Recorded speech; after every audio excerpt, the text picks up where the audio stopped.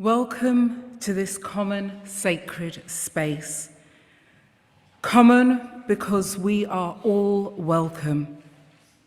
Sacred because here we transform the ordinary and attend to the profound. We carry with us our regrets, doubts, fears, stories, laughter. May they inspire our worship.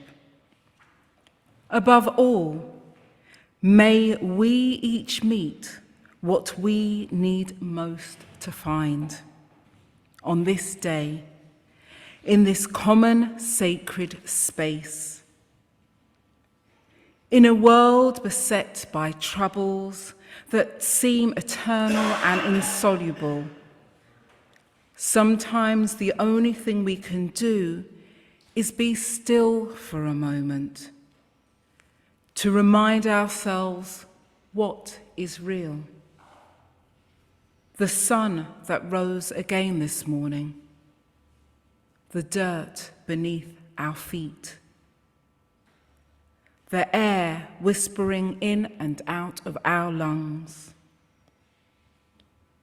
So for this hour, let us be present in each moment as it unfolds. Your simple attention is what makes these moments holy. These opening words welcome all who have gathered this morning for our Sunday service. Welcome to those of you who are here in person at Essex Church, to all of you who are joining us via Zoom from far and wide, and anyone watching on YouTube or listening to the podcast at a later date. For anyone who doesn't know me, my name is Jeannene Powell. I'm a member of this congregation. And this morning's service is titled, Be Still. And in it, we'll be reflecting on the spiritual benefits of stillness. And it features a guest preacher, Reverend Dr. Rory Castle-Jones, minister of Geckolin Unitarians in Wales. I've got the pronunciation wrong. I did practice, but it slipped away from me. He will mention it later, so you will know how it's meant to sound. It is a long way to come from Wales on a Sunday morning, so he'll join us via video, as I said. Before we go any further, let's take a moment to get settled and centered and ready for worship. This is an hour in which we can catch up with ourselves and connect with what matters most in life. A time for spiritual nourishment. So let's just take a few deep breaths. Slow right down. Be here now.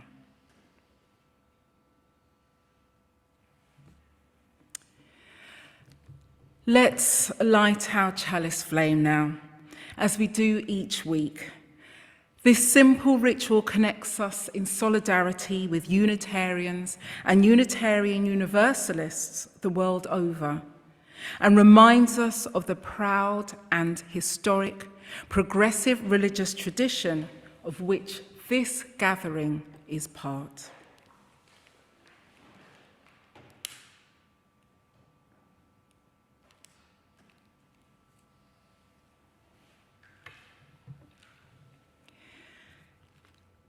In this quiet hour, may our spirits be renewed.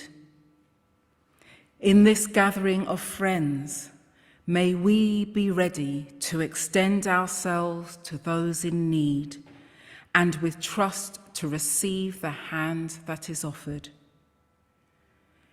In this community of ideals, may we remember the principles that guide us and reflect upon those things that gives meaning to our lives, renewing our dedication to serve the highest that we know. In this time of worship, may our minds be open to new truth and our hearts be receptive to love as we give thanks for the life we are blessed to share. Let's sing together now. Our first hymn is number 21 in the Purple Book, Come and Find the Quiet Centre. For those joining on Zoom, the words will be up on screen. Feel free to sit and stand as you are able and willing. Come and Find the Quiet Centre, number 21.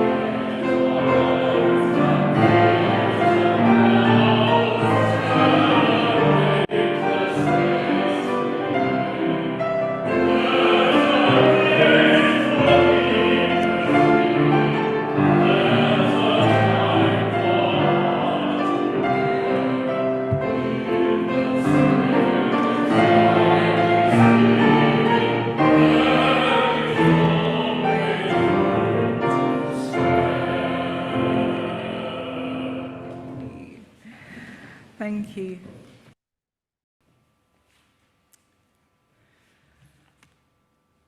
Let's take those joys and concerns into an extended time of prayer and reflection. This prayer is based on some words by Isla Forrester, and you might want to adjust your position for comfort, close your eyes or soften your gaze. Or you might find that there's a posture that helps you to feel more prayerful. Whatever works for you, do what you need to do to get into the right state of mind and body for us to pray and reflect together.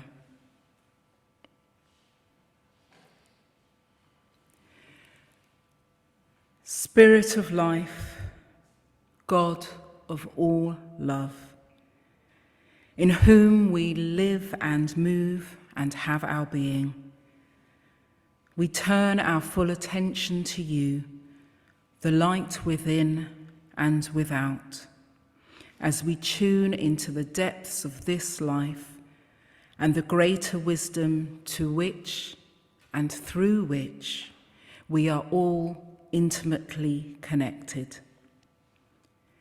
Be with us now as we allow ourselves to drop into the silence and stillness at the very centre of our being.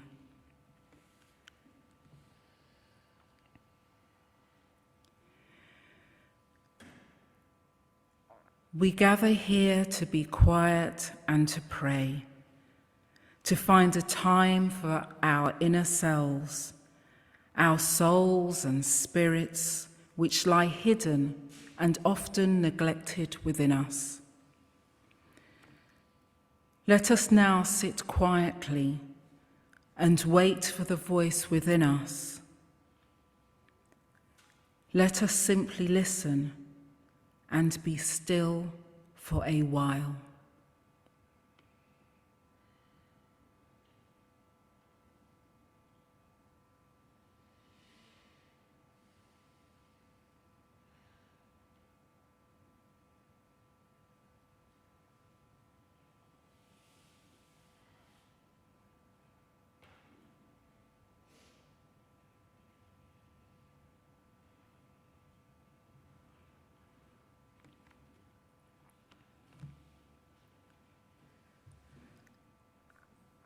Some of us this day will feel empty and tired, grey and listless.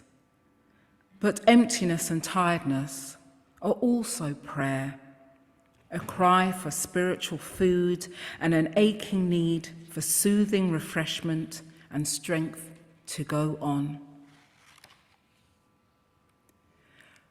Some of us feel alone, aware of our need for someone to love us.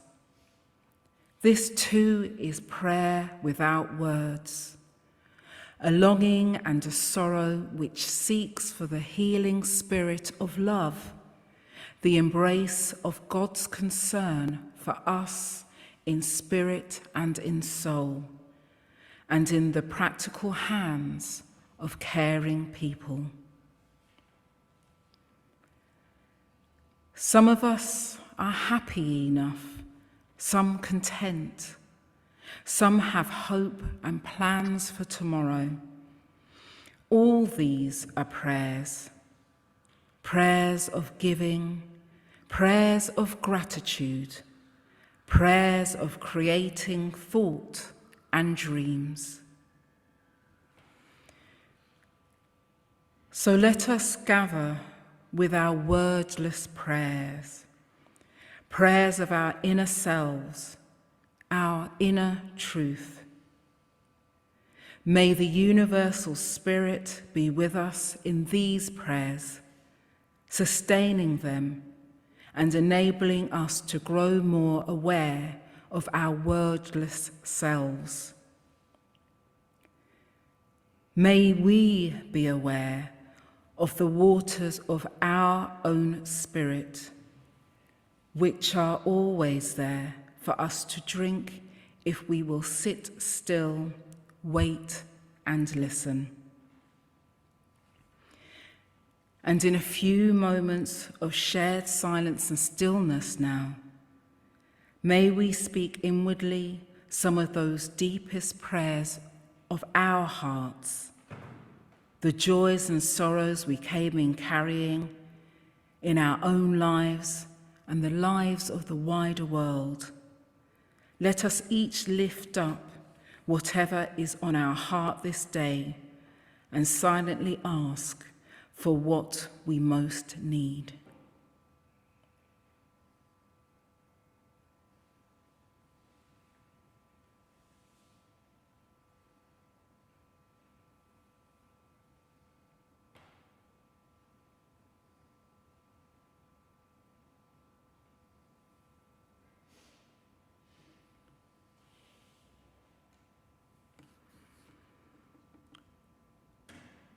Spirit of life, God of all love, as this time of prayer and reflection comes to a close, we offer up our joys and concerns, our hopes and fears, our beauty and brokenness, and we call on you for insight, healing, and renewal.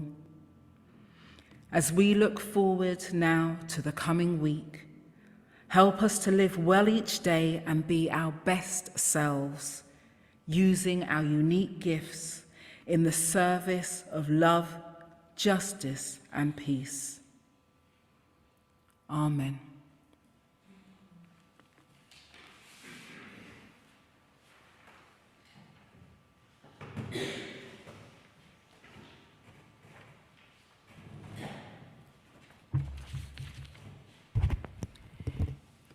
Be still and know that I am God. Psalm 46.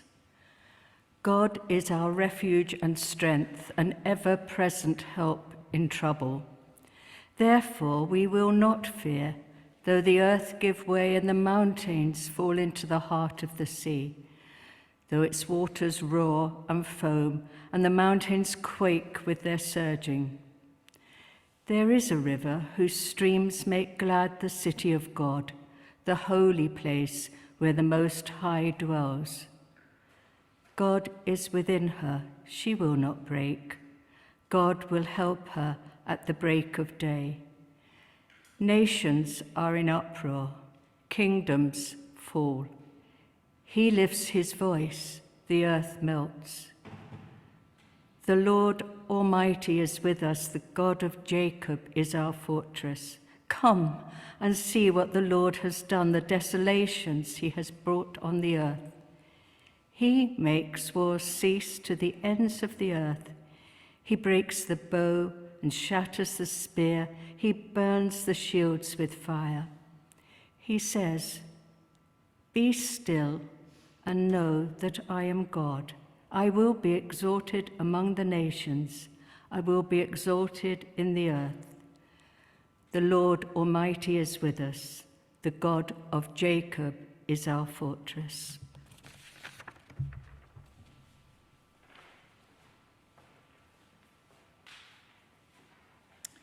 Thank you, Patricia. Our next hymn is hymn number 150 in your hymn books, Stillness Creeping Through This Place. I don't think it's one we've ever sung here before, so it will be unfamiliar to most of us. The words are lovely, and we've got Benjie to help us, and I'm going to ask George to play it through once, the tune through once, before we sing. The words will be up on screen as usual, and feel free to sit or stand as you prefer.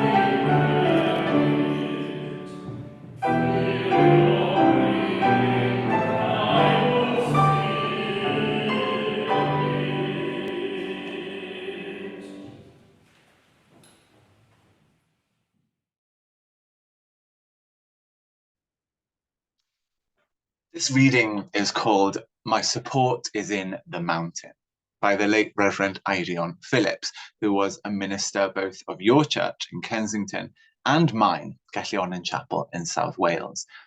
I'll share it with you both in the original Welsh and then in English translation.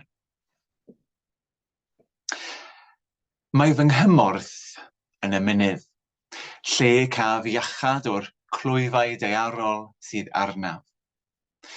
Fe ddof o hyd i'r graig sydd a haelwen yn tywynnu arni, ac i'r nant sydd yn ymdrwyllu yn ysgafn, ac i'r coedwigwydd sydd yn gwmni i mi.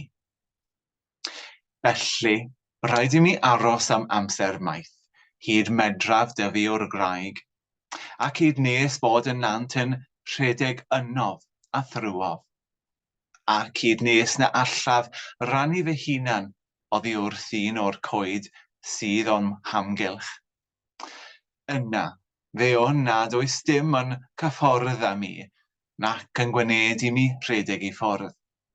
Mae fy nghymorth yn y mynydd, yr hwn sydd yn rhan ohonof. My support is in the mountain, where I find healing from earthly trials. I find the rock with sunlight shining upon it, and the stream which gently twists, and the woods that keep me company. I have to wait a long time until I can grow out of the rock, and until the stream runs in and through me, until I can no longer distinguish myself from one of the trees around me. And then I know that nothing can touch me or make me want to run away. My support is in the mountain, which is a part of me.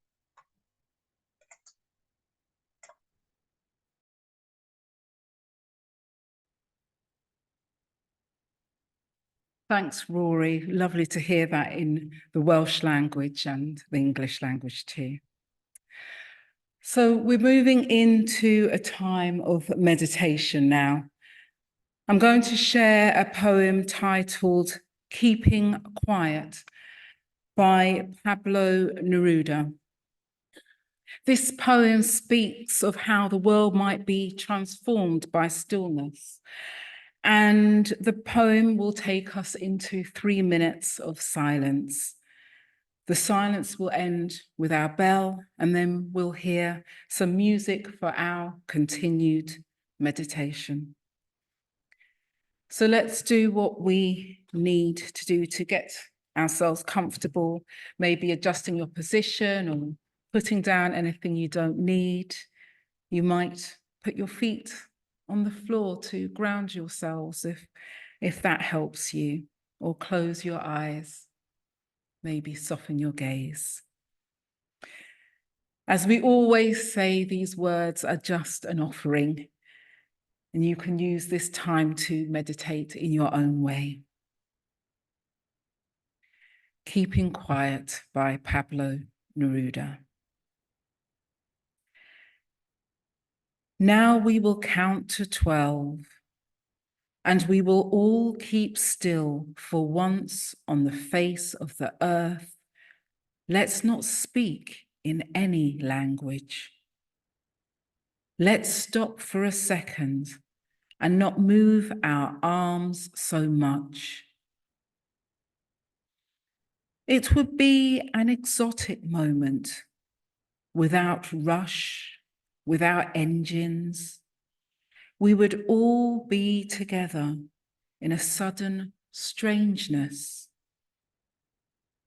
Fishermen in the cold sea would not harm whales, and the man gathering salt would not look at his hurt hands. Those who prepare green wars, wars with gas, wars with fire, victories with no survivors, would put on clean clothes and walk about with their brothers in the shade doing nothing. What I want should not be confused with total inactivity. Life is what it is about. If we were not so single-minded about keeping our lives moving and for once could do nothing, perhaps a huge silence might interpret this sadness of never understanding ourselves and of threatening ourselves with death. Now I'll count up to 12, and you keep quiet, and I will go.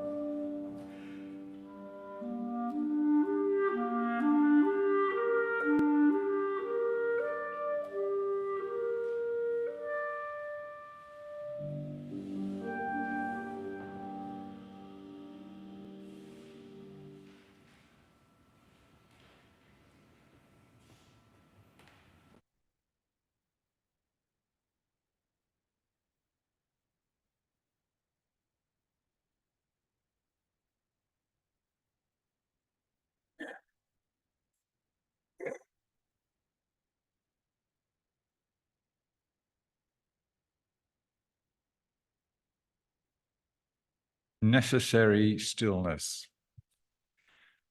This short reflection by Unitarian Universalist layperson Christine Slocum opens with a few words from a poem by Mary Oliver. Sometimes I need only to stand wherever I am to be blessed. Christine continues, we can be many things. Friday afternoon, we were car traffic. You usually find both of us on bicycles to commute, but work took us too far that day.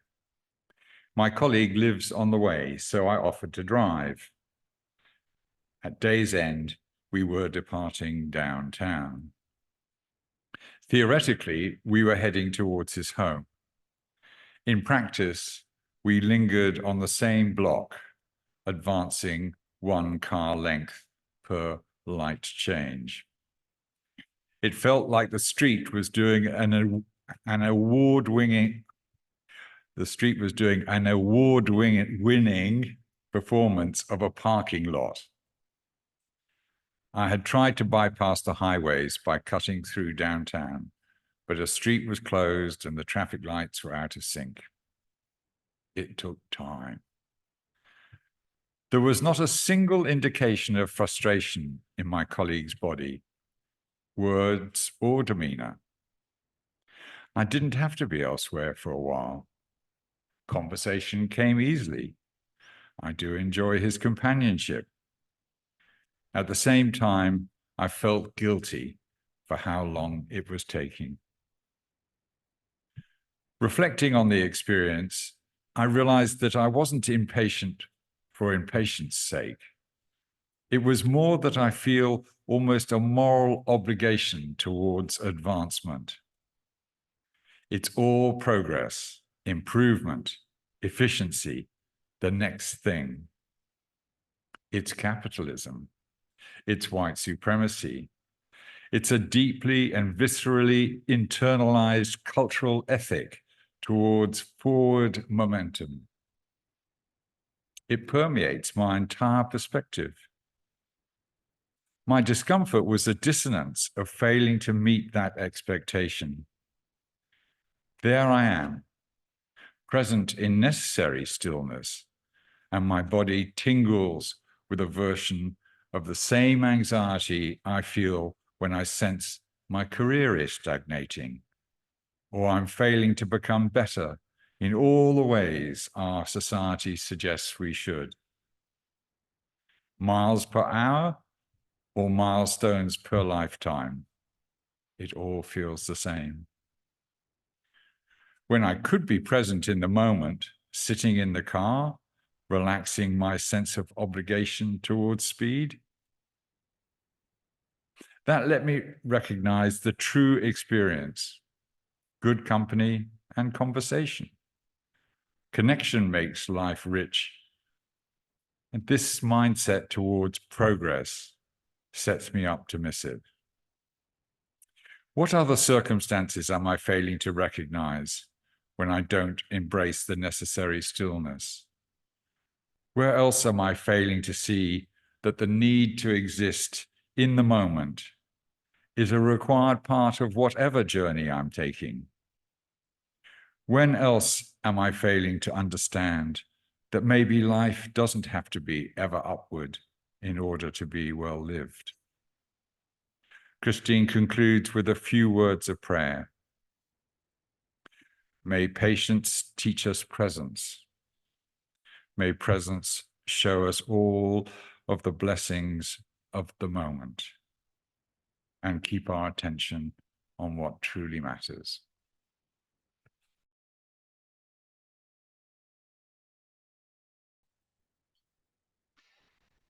How do you feel about being still? How did you feel about being still and silent during our prayers and parts of our service today? Are you someone who likes sitting still and relaxing? Or does stillness and silence make you feel just a little bit uncomfortable? Some of us love stillness and some of us struggle with it. And I am one of the strugglers, I have to say. I'm naturally a fidgeter. And sometimes I struggle with the whole concept of relaxing even, at least if that means sitting and being still, stationary. I like to be busy. I like to be active and doing rather than simply being. And so I find the words from the 46th Psalm quite challenging. Be still and know that I am God. Be still and know that I am God. I wonder if any of you perhaps feel the same about those words, find them to be a bit of a challenge. In his 2019 book, Stillness is Key, Ryan Holiday writes that stillness is to be steady while the world spins around you, to act without frenzy, to hear what needs to be heard, to possess quietude, exterior and interior. Stillness is to be steady while the world spins around you. Well, the world's various religious and philosophical traditions tend to emphasize the importance of stillness as a spiritual practice for our well-being, for our souls. In Judaism, we find not only the 46th Psalm's call to stillness, but many other similar messages. In Isaiah, for example, we hear, "In returning and rest you shall be saved. In quietness and trust shall be your strength." In returning and rest you shall be saved. In quietness and trust shall be your strength. The Christian tradition inherited this. We might think of Jesus's many retreats to pray and meditate in stillness, or perhaps of that famous story of the stormy seas and that fishing boat when Jesus gives a command to the waters, "Peace, be still," and all is calmed. The ancient Chinese philosopher Lao Tzu advised that silence is a great source of wisdom, while the Buddhist monk Thich Nhat Hanh writes, "There is a radio playing in our head, radio NST, non-stop thinking. Our mind is filled with noise, and that is why we can't hear the call of life, the call of love. Our heart is calling us, but we don't hear. We don't have the time to listen." Words of wisdom from Thich Nhat Hanh. Well, as I said, I'm someone who has certainly struggled with stillness and with silence, but I am slowly learning to love it, at least in small doses. For the past few years, I've gone on an annual retreat to St. Bino's Spirituality Centre in North Wales. And there I've learned a little bit about the different ways of prayer and meditation available to us, including Ignatian spirituality and centering prayer, which we had a taste of earlier, and something which I try to do now each day. The more time that I spend in stillness and in silence, the more that I found myself to be less anxious, less wound up, and feeling less of that need to be busy all the time. Another spiritual practice for me is to spend time on the mountain near where I live, walking my dogs, Edna and Alma. I try to stop at some point on my walk, even if just for a couple of minutes, and simply to be still. The mountain is called Jeannene, meaning ash grove, and it's also home to the chapel where I work of the same name. And often on my walks, I think of those words by Jeannene Phillips, which we heard in our reading earlier, written about that mountain where he grew up and where he later ministered. Mae fy nghymorth yn y mynydd in Welsh. My support is in the mountain. Jeannene was a minister, as I mentioned, of both Kensington Unitarian Church and my own chapel, Jeannene, during his long service as a Unitarian minister. Well, I wouldn't say that I now find it easy to be still or to be silent. My mind still wanders off.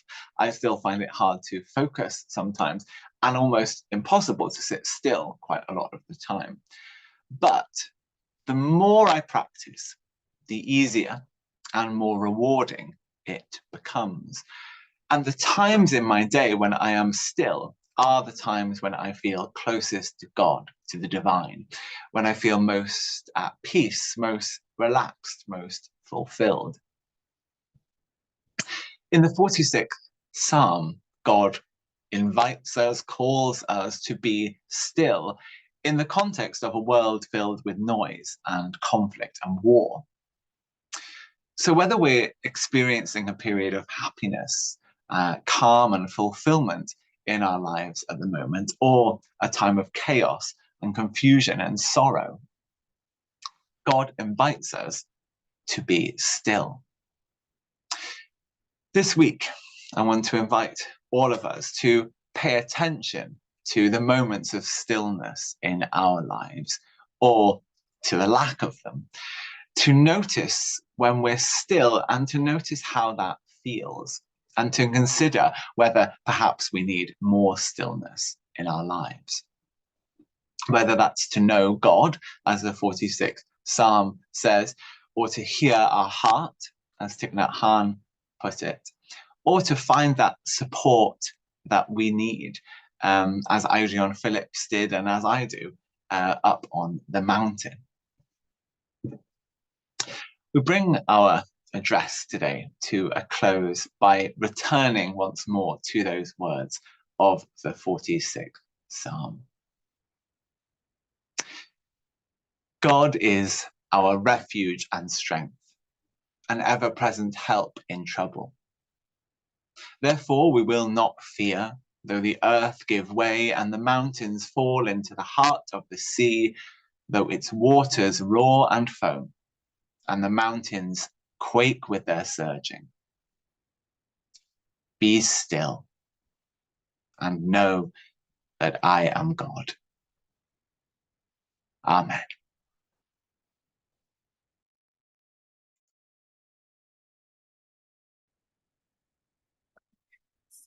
It's time for our last hymn, and this one is on your hymn sheets, which should be in your orders of service. Again, the The words will be up on the screen. Please stand or sit as you're able, and please be careful of the floor while you do that. Thank you.